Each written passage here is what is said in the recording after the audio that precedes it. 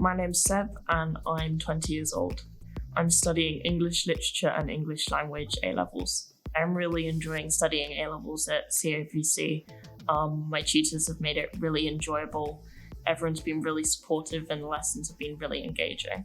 My highlight of studying A-levels at CAVC has probably been my English language lessons because my teacher has been really supportive as well as making the lessons really enjoyable.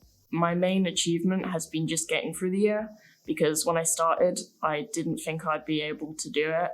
And now I'm going on to do my 2 A-levels next year. I chose to study at CAVC because of the A-level choices, as well as the atmosphere.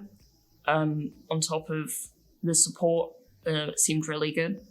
So after my course, I'm going to continue studying my A-levels for the second year, and then I will hopefully have them so that I'm able to explore different avenues and see what I want to do.